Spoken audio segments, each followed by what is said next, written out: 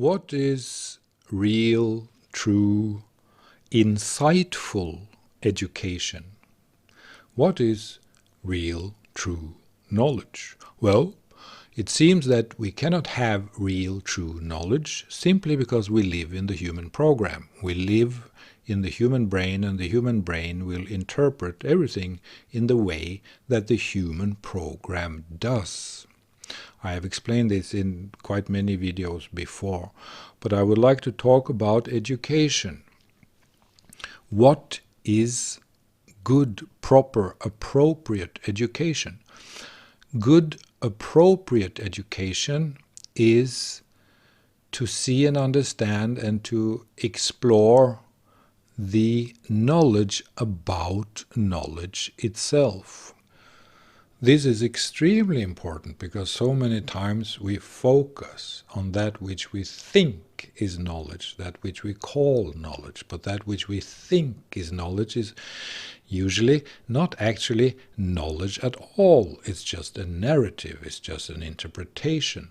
It's a language game, so to speak. It's a representation of a narrative within a certain belief system. And this belief system does not come by chance. It is produced by ourselves and by the culture that we live in, and also by the way that the human program processes information. This talk is especially about that, how the human program or the brain processes information and how we create narratives in that which we call knowledge, but which is not truly really knowledge. So that's why we need knowledge about knowledge itself. We need knowledge about knowledge itself.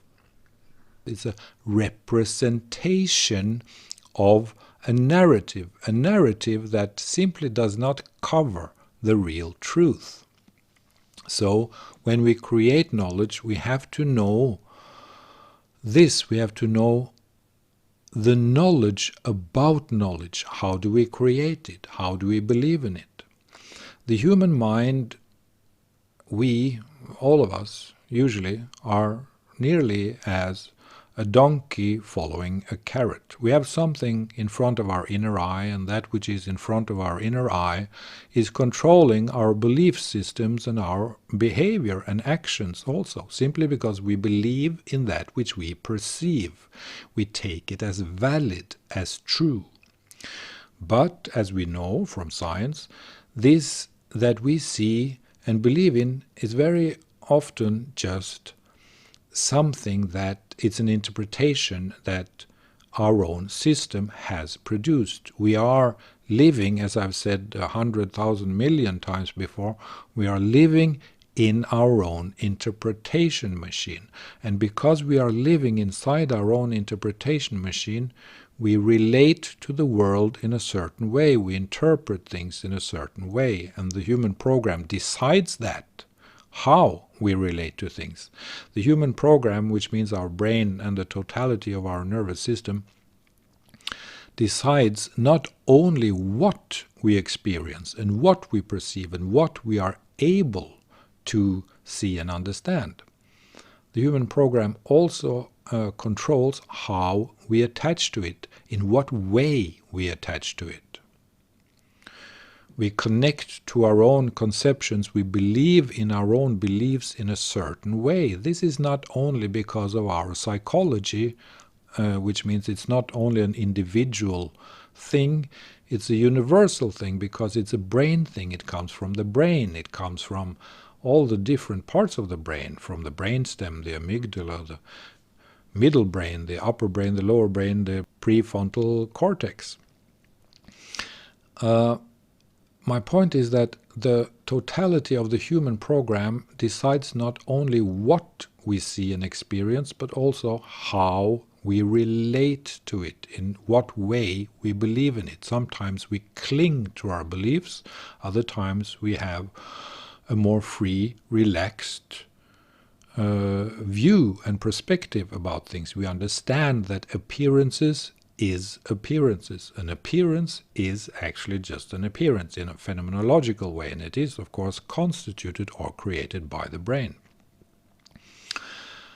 So the point in this talk is that if we want true education or real education, then we must understand that knowledge is the knowledge about knowledge. Knowledge is not that which we usually call knowledge, because that which we call knowledge is just a narrative. It's a language game. It's a presentation of a story, of an interpretation that may not be true at all, however scientific it may be, because the human program will always measure the world and measure things in a way that it also creates and constitutes even the objects and the results that we measure. When we measure things, we create.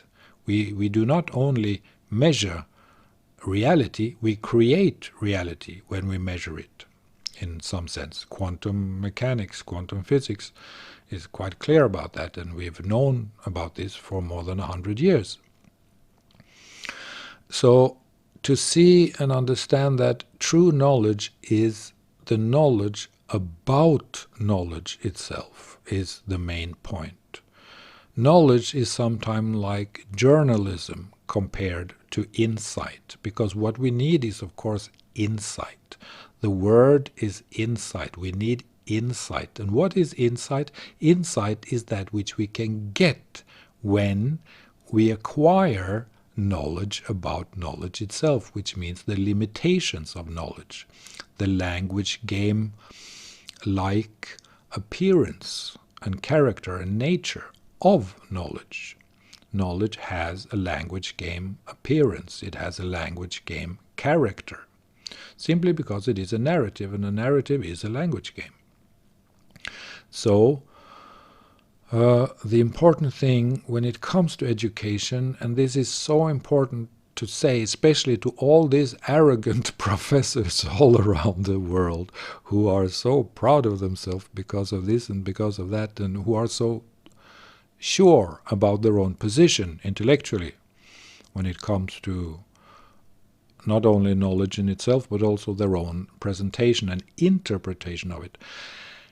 These people, and we and everyone in this world, we need to know that if we really do want to have real knowledge about knowledge, then we need to see this process for what it is. We are creating a belief system that we call knowledge. We are creating narratives that we call knowledge. There are a lot of professors who are not really open to examining how they believe in the narratives which they believe in. And in order to make academia more flexible, it is important to teach professors and all of us that knowledge is knowledge about knowledge itself. Knowledge is knowledge about knowledge itself. Knowledge is knowledge about knowledge itself. This is what will lead to insight, and this will lead to a more flexible and more aware and more introspective relationship with knowledge. And we need that introspective relationship with knowledge because we are the ones who believe in the different approaches, perspectives, narratives, and belief systems that we do attach to and believe in. So we need to be more cautious, more aware of taking for granted the validity of that which we believe in when it comes to that which we call knowledge. Because that which we call knowledge is simply a narrative. It's journalism in a phenomenological sense. So my point is this, to say that if we want to acquire more and deeper and more healthy and aware insight when it comes to academic life and life in general and to individual introspective life, we need to see that knowledge is the knowledge about knowledge itself, how it has been created, who made that knowledge, why did they make it like that, why was it necessary for them to believe in that narrative? Well, because of culture, of course, the language game of the culture that underlies their own conceptions, of course, yes. But also because of the interpretation machine, because of the way that the brain works. We might think that a perfect conclusion is the best thing in the world, but it can also be an error, a shortcut, an error. So we are always intertextual in the way that we relate to a whole encyclopedia of knowledge, whether we connect to encyclopedias or not. We do it because we are bombarded by information from the media and from our own thinking. So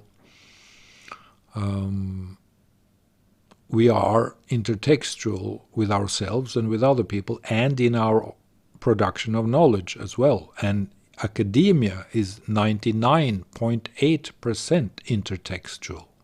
There's not too much analysis in academia.